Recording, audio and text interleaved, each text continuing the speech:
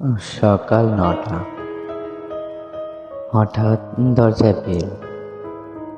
ঘুম ঘুম চোখে দৌড় খুলতে চোখের সদ্রূপে পোস্টমাস্টার চানবাবু।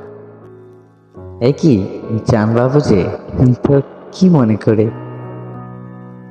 স্যার, গাঁও থেকে একটা চিঠি এসেছে। বুকের ভেতরটা কেমন জানি কেঁপে উঠল। তবুও সাহস নিয়ে বললাম, আরে কে আবার আমাকে চিঠি লিখবে, দেখি। চিঠিটা হাতে নিতেই চানবাবু চলে গেলেন তার উদ্দেশ্যে। আমিও আর দেখলাম না কার চিঠি। চিঠি হাতে ড্রয়িং রুমের সোফায় নিজেকে এলিয়ে দিয়ে বউকে বললাম, ওগো শুনছো, এক কাপ চা দাও দেখি। চা এলো। চা হাতে চিঠিটা খুলতেই উপরে বড় বড় করে লেখা বাবার নামটা দেখেই কোথায় যেন হারিয়ে গেলাম। আজ ৮ বছর পর বাবার চিঠি। বাবার সেই হাতের লেখা হুবহু আমার মতো। হবে নাই বা কেন, আমার হাতে খড়ি যে তারই হাতে।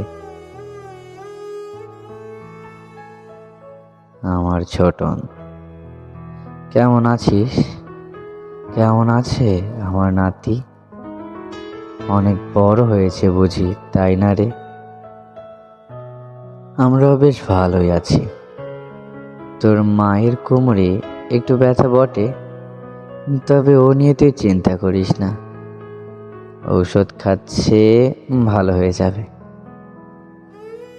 ছোটন, তোকে চিঠি লিখে বিরক্ত করতে চাইনি, তবে জানিস কি, তোর কথা তোর মায়ের সাথে গল্প করতে করতে ভীষণ মনে পড়ছিল তোকে।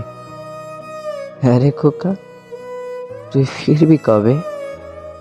তোর মা তোর জন্য পছন্দের চালে ভাজা মুড়ি, নলেন গুড়ের মুড়ির মোয়া, নারকোলের নাড়ু, চিড়েগুলো তো প্রতিদিন রোদে শুকোয়, তুই আসলে ভেজে দেবে বলে জাতের জাতের আচার বানিয়েছে।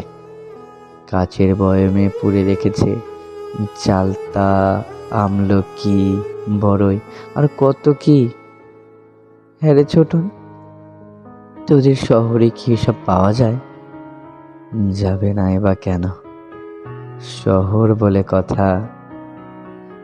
জানিস ছোটন, তুই যখন ছোট ছিলি তখন বলতিস, বাবা আমি বড় হয়ে বড় অফিসার হব, বাড়ি হবে, গাড়ি হবে, তখন আর এই ভাঙা বাড়িতে থাকবো না।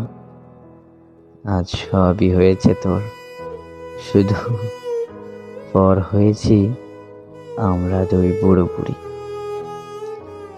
ছোটন, জানি তোর শহুরে বউ এ ভাঙা বাড়িতে থাকতে পারবে না, আর আমার গায়ের কাদামাটির রাস্তায় তোর দামি গাড়ি আসবে না।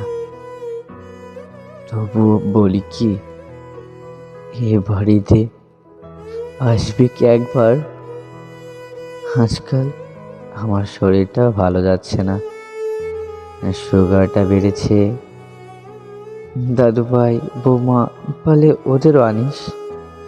জানি ওরা হেতায় থাকতে পারবে না। টুটুল, তোর বন্ধু, ওরা দালান বাড়ি করেছে, দুরাত না হয় সেথায় থাকার বন্দোবস্ত করব। ছোটন, বল আসবি তো? ভালো থাকিস।